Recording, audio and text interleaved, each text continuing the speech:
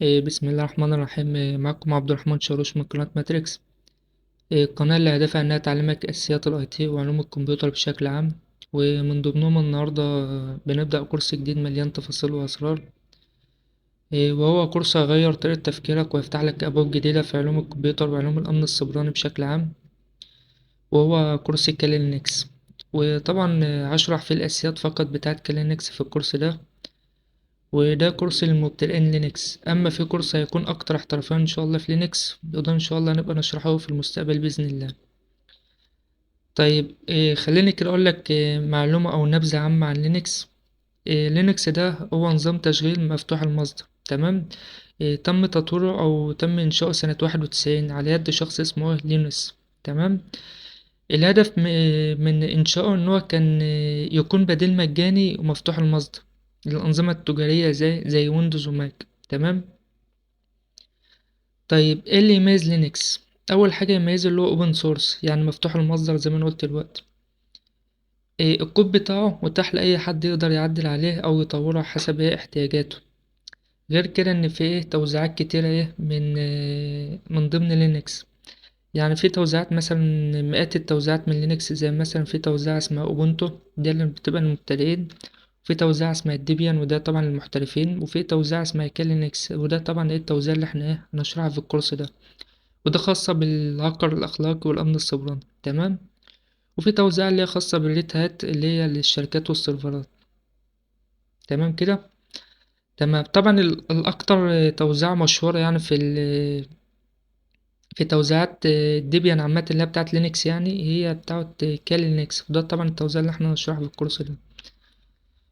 وكمان اللي هو مجاني، يعني اللينكس كله عامة مجاني، يعني مش زي ويندوز أو ماك لازم تدفع فلوس ايه عشان تشتريه، تمام. طيب يعني ايه لينكس وليه مهم؟ لينكس هو نظام تشغيل زيه زي ويندوز، بس اللي بيتميز انه هو ايه، في حرية التحكم، يعني تقدر تعمل اي حاجة عليه من غير قيود. كمان أدواته قوية، يعني مليان أدوات متخصصة في الاختراق الأخلاقي والشبكات. كمان الأمان بتاعه عالي، يعني مناسب جدا للناس اللي شغالة في مجال الأمن السيبراني. كمان غير كده إن هو خفيف وسريع، يعني بيشتغل كويس حتى على الأجهزة البسيطة.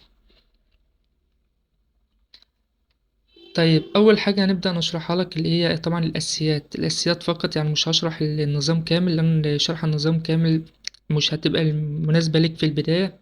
لازم ان احنا نتعلم حتى الاساسيات البسيطة، وبعد كده ان شاء الله نبدأ نتعلم الحاجات اللي هي الادفانس اكتر. طيب هنشرح فيها بعض الاوامر البسيطة ان شاء الله، اللي هي الحاجة عندنا اوامر زي ال LS، ده اللي بيعمل استعراض بين الفايلات والفولدرات. وفي امر تاني اسمه CD، ده بيعمل تنقل بين الفولدرات. وده هتبقى تفهمه ان شاء الله في الكورس في الحلقات الجاية ان شاء الله. وهنبدأ نعمل نفهم بعض الاوامر الاساسية منها. وطبعا بعد كده نبدأ ندخل على الادوات اللي بنستخدمها في اختبار الامان.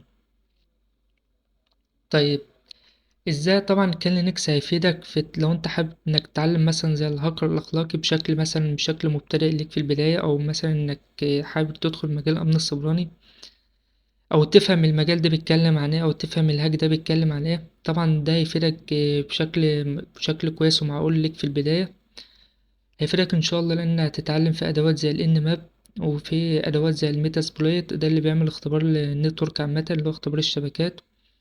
وفي كمان أداة زي الواير شارك، دي بيعمل تحليل البيانات اللي بتعدي على الشبكات.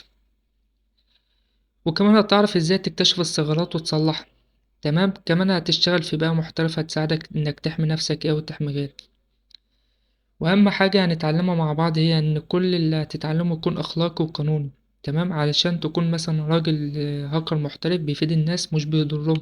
حط تحت مش بيضرهم دي خط، تمام. لان انت بتتعلم انك تفيد مثلا تفيد غيرك، او مثلا انت فيما بعد حبيت انك تشتغل في السكيورتي عامة في الامن السيبراني، فمهمته انه بيفيد الناس وبيفيد الشركات، تمام. انما ده لو هتستخدمه بشكل ضار او بشكل غير اخلاقي فده راجع ليك انت، وانت اللي هتشيل مسؤولية نفسك. وكمان نظام مهم تتعلمه من ناحية فرص العمل، لأن كالينكس هو المدخل الرئيسي لمجال الأمن السيبراني. ومجال الأمن السيبراني ده من أكتر المجالات المطلوبة في العالم دلوقتي. وفي شركات كبيرة ومؤسسات وبنوك بيطلبوا لو انت الراجل بتاع أمن سيبراني. من ضمن الشركات الكبيرة زي جوجل وفيسبوك ومايكروسوفت بتدور طبعا على الناس بتعرف تتعامل مع أنظمة زي دي، زي من ضمن اللي هي تعرف تتعامل مع أنظمة لينكس بس بشكل احترافي. وطبعا الوظائف بتاعة الأمن السيبراني في اللي هو زي الإيثيكال هاكر أو البنتريشن تيستر، ده طبعا مطلوبين جدا بمرتبات عالية. طيب ايه هي وظيفة الأمن السيبراني؟ وظيفة الأمن السيبراني ببساطة هي تعمل لك حماية الأنظمة والشبكات والبيانات طبعا من الاختراقات والهجمات الإلكترونية. يعني الناس اللي شغالة في المجال ده دورهم الأساسي إنهم يمنعوا الهاكرز من الوصول لمعلومات حساسة. معلومات حساسة زي ايه؟ زي مثلا بيانات العملاء، مثلا بيانات الحسابات البنكية أو أسرار الشركات وهكذا. كمان بيكتشفوا الثغرات اللي ممكن تسبب في اختراق الأنظمة ويصلحوها طبعا قبل ما حد يستغلها. يعني الشركة اللي هم شغالين فيها بيعملوا عليها اختراق، أكنك زي البلاك هات، بتعمل اختراق في الشركة أو في الموقع اللي انت شغال عليه، بحيث لما تلاقي مثلا ثغرة أو أي حاجة انت بتسدها. لأن لو في مثلا راجل بتاع هاكر مثلا غير أخلاقي يحاول اللي هو يخترق الشركة أو كذا، أو أيا كان هدفه ايه، فطبعا ايه بيلاقي كل الثغرات ايه مقفول، لأن أي موقع أي شركة في الدنيا أو أي حاجة تقنية بتكون ايه لها ثغرة.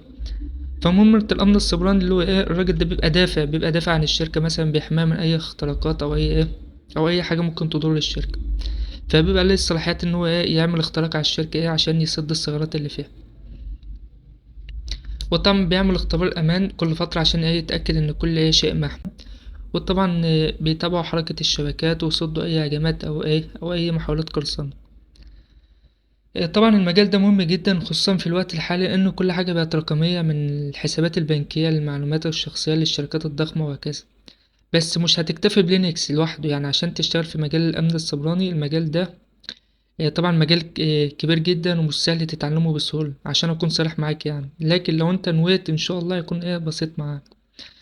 وطبعا تعليم لينكس لوحده خطوة عظيمة، بس عشان تكون جاهز لسوق العمل لازم تضيف معاه شوية حاجات زي كورسات وشهادات خاصة بالمجال ده.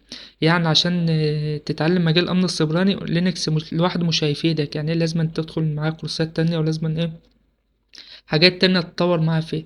بس كونك إنك تتعلم لينكس بشكل احتراف ده يفتح لك سوق العمل في مجال الأمن السيبراني. وطبعا انت عشان تتعلم مجال امن السيبراني يعني في شهادات وكورسات تانية لازم تاخدها معاه. يعني مثلا في شهادات خاصة بكومتيا، زي شهادة كومتيا سيكيورتي بلس ده خاصة بأساسيات الأمن السيبراني. وفي طبعا خاصة اللي هي تبع كومتيا برضك اللي هو نتورك بلس دي بتاعت أساسيات الشبكات. وطبعا ضيف على كده والأفضل يعني اللي هو شهادات خاصة بسيسكو، اللي هي إنك تتعلم سي سي إن اي وسي سي إن بي وسي سي اي اي. طبعا دي الشهادات دي بتعلمك أو الكورسات دي بتعلمك تدرس النتورك بشكل احترافي، وده اساس الامن السيبراني. تمام. وانا قبل كده كنت شرحت كورس سي سي ان ايه ده خاص بالشبكات، كنت شرحته بس على القناه القديمه اللي هي اتقفلت من فتره. تمام. وطبعا لازم تتعلم لغات برمجه. من ضمن لغات البرمجه الاساسيه اللي انت لازم تتعلمها في المجال ده هي لغه بايثون، عشان تبرمج سكريبتات تساعدك فيها. اللي هو شهادة CEH ده بيعمل اختبار الثغرات، اللي هو وده اختصارا لسيرتيفايد إيثيكال هاكر، اللي هي الشهادة المشهورة بتاعتي اللي هو CEH ده. طالما لما تاخد الشهادة دي أو تخلص الكورس ده بقى أنت خلاص دخلت أول سلمة في مجال أمن السيبراني، وكده أنت تعتبر وصلت لأول خطوة وتقدر تشتغل في المجال ده بشكل مبتدئ. انما بقى لو عاوز تتعمق اكتر في المجال وتبقى ادفانس اكتر ساعتها بقى ادخل على شهادات زي الاس سي بي وسيسب واللي هو سي اي سي ام دي. دي كلها شهادات لما تكون عاوز توصل لعتاولة المجال حرفيا يعني. وده طبعا مش موضوعنا النهاردة في الامن السيبراني، عشان بس ما نطولش في الفيديو نحاول نختصر على قد ما نقدر. تمام. احنا مهمتنا النهاردة اللي احنا نتعلم اساسيات كلينكس فقط. طيب نبدأ منين نتعلم لينكس وازاي؟ طيب أول خطوة عندنا هي إننا نعرف ازاي ننزل لينكس ونجربه. مش هقولك طبعا تروح تحذف الويندوز اللي عندك وتشتغل بيها على طول، لأ. أمال ازاي نثبت لينكس ونظام ويندوز زي ما هو؟ والله ده بكل بساطة، ده لو هتثبت النظام بشكل فيزيكال ساعتها شيل الويندوز وثبت مكانه لينكس أو أي نظام زي ما انت عايز. وده طبعا مش بنصح ليك في البداية، خصوصا انت لو مش هتعرف تتعود على نظام لينكس في البداية ولا هتفهم الوجهات الرسومية اللي فيه، وبالتالي هتلجأ للويندوز ساعتها. لان انت كونك انك هتثبت لينكس شكل اساسي، انت كده ايه هيتعبك في البداية ومش هتعرف تتعود عليه، وبالتالي ايه هترجع لويندوز تاني. فالافضل ان احنا نجربه على جهاز وهمي باستخدام برنامج زي ايه فيرجوال بوكس او في ام وير. تمام. ففكرة البرنامج اللي هي فيرجوال بوكس، فكرة البرنامج عامة ده زي جهاز كمبيوتر وهمي بتشغله جوه جهازك الحقيقي.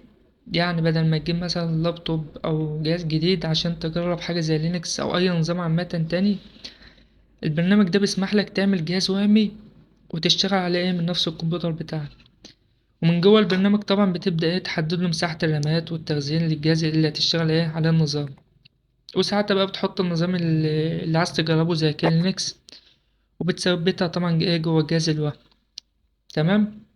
طيب خلينا كده نروح كده على المتصفح ونبدأ ننزل البرنامج، ونكتب كده فيجوال بوكس. تمام. ونكليك عليه،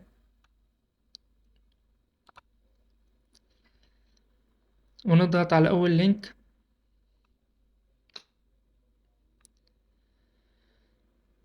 وبعد كده ايه نضغط داونلود.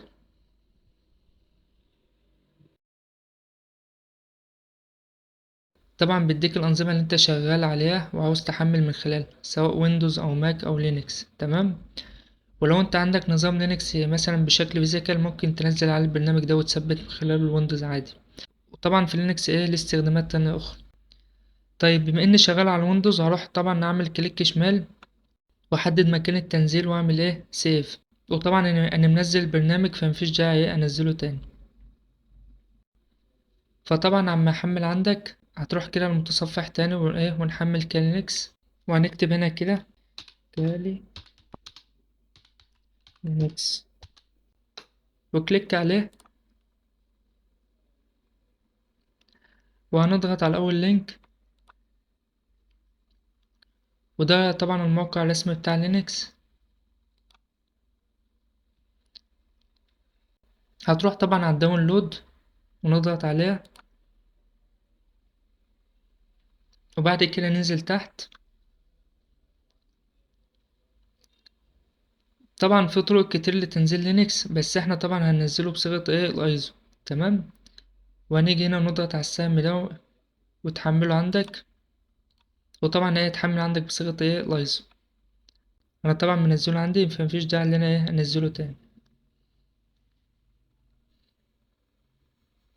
طيب خلاص كده انت حملت عندك ملف الايزو بتاع لينكس، وكمان حملت برنامج الفيرجوال بوكس.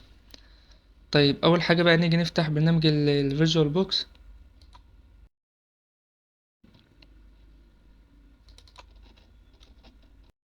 طبعا هو هيفتح عندي على طول لان انا ايه سطبته قبل كده. وتمام. وتسطيبه سهل يعني زي اي برنامج بتسطبه، بتعمل نيكست اول لما يفتح، وبعدها تعمل اي اكسبت، وبعدها هتختار مكان التسطيب على سطح المكتب مثلا، وبعدها نيكست، وهكذا وعلى طول ايه وفينش. تمام. وهيشتغل بشكل سلس وبسيط، وبعدها يفتح ايه نفس الشكل ده.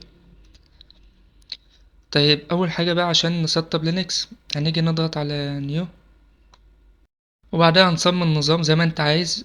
تمام. هصممها مثلا لينكس او كالي. تمام. وننزل تحت في الطيب ونختار لينكس. ومن السايب طيب طبعا هنختار اللي هو الديبيان. وطبعا الفيرجن هتسيبه زي ما هو، يعني فيرجن 64، او انت ممكن يكون فيرجن 2 على حسب الفيرجن اللي انت فيه، هتسيبه زي ما هو كده على طول. تمام. وطبعا هنيجي على خانة الهاردوير، ونيجي هنا بقى على الميموري، وتختار المساحة ايه المساحة بتاعة الجهاز الوهمي اللي احنا هنشتغل عليه. تمام زي ما انت عايز. المهم حسب المساحة اللي انت هتختار، المهم ما تعديش الخط الاخضر وخلاص.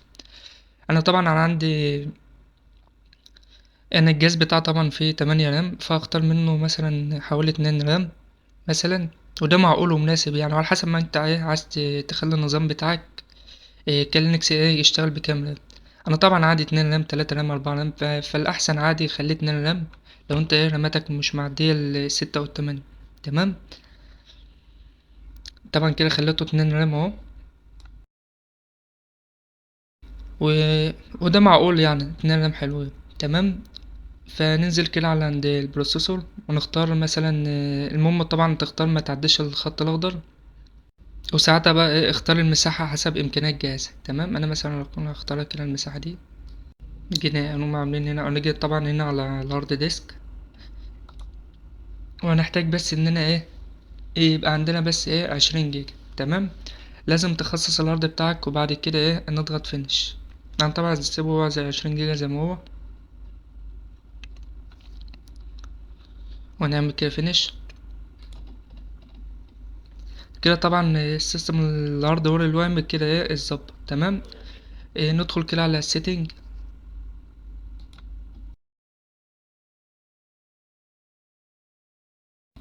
نختار الستورز.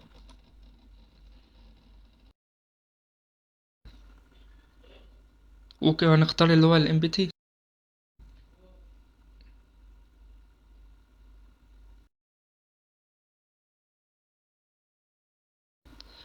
وهنضغط هنا ونختار شوز ديسك فايل.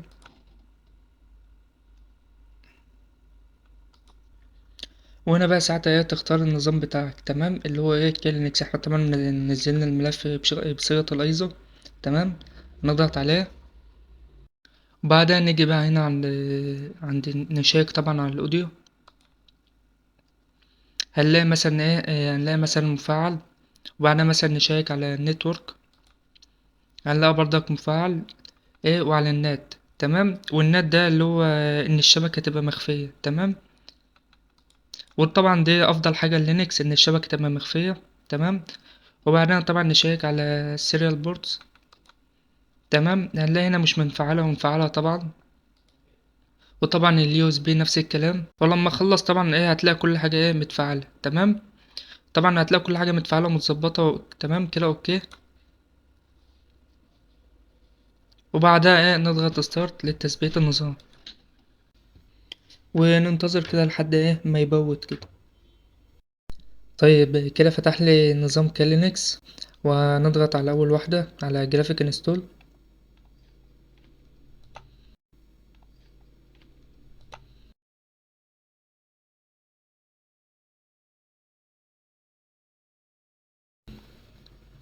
وبعد كده هنختار اللغة ونسيبها انجليش زي ما هي ونعمل كونتينيو.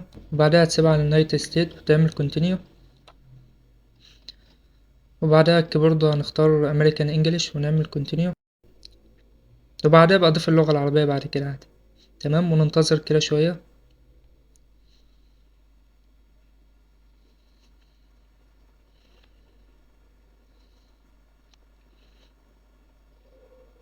تمام.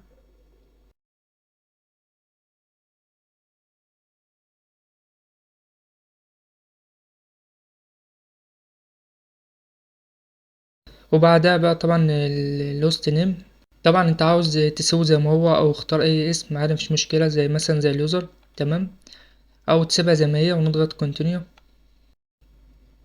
والدومين برضك بنسيبه برضك عادي زي ما هو برضو. هنا بقى هتحط اسمك اللي هو اليوزر نيم.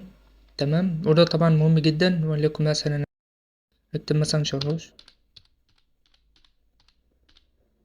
تمام. وكونتينيو. تمام. كونتينيو. وبعد كده هتكتب الباسورد اللي هو النظام اللي انت هتفتح بيه على طول اللي هو النظام بتاعك. هكتب هنا مثلا الباسورد.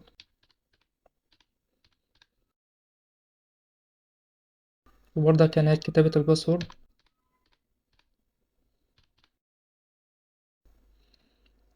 تمام. بس لازم تحفظ الباسورد لان ده اللي هتدخل بيه على طول. اللي هتشتغل بالنظام على طول. تمام. وده اللي هتستخدمه لما تحول نفسك للروت. وطبعا ما هنعمل كونتينيو.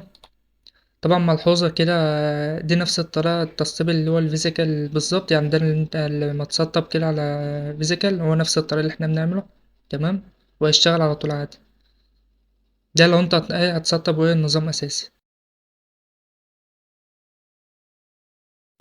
وطبعا احنا هنختار طبعا هنختار اول واحدة. اما المانيوال اللي تحت ده اخر واحدة، اللي هو دي لو اتسطب بطريقة مثلا فيزيكال، وبعدها مثلا تكريت الهارد وهكذا. تمام. وبعدها نعمل كده كونتينيو، وبعدها كونتينيو، وبعدها اخر خيار كونتينيو. تمام. بعدها نختار يس، كونتينيو.